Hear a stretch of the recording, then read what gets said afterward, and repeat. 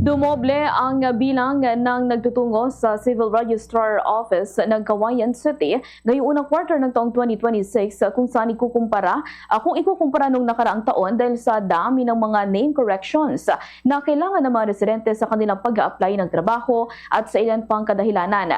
Ilan sa mga residente ang nagtutungo sa ahensya ay nagpapahiwatig na kailangan na nilang ipaayos ang kanilang mga pangalan sa Registrar Office dahil mayroong paghihigpit ang mga ahensyang kanilang inaplayan, lalo na kung planong ibang bansa. Sa panayam ng Bombo Radyo Cauayan kay Civil Registrar Officer Nerissa Serrano, sinabi niya na sa isang araw ay sinisikap nilang ma-accommodate ang 100 hanggang 200 kliyente araw-araw na kadalasang may concern sa kanilang middle name.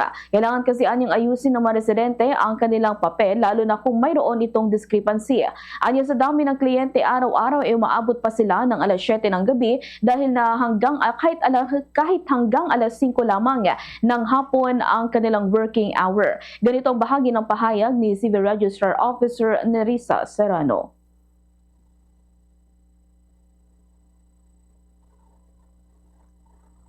Ngayon, lahat po ng mga may discrepancy sa kanilang mga documents ay sa ngayon po na ifa-file nila po sa amin. Ang karamihan po na concern ng ating mga kliyente ngayon, yung mga middle names po, yung mga correction sa document nila, meron po yung initial lamang at meron yung wala. Lahat po kasi yun ay lumalabas na po ngayon ng mga problema po sa documents po nila.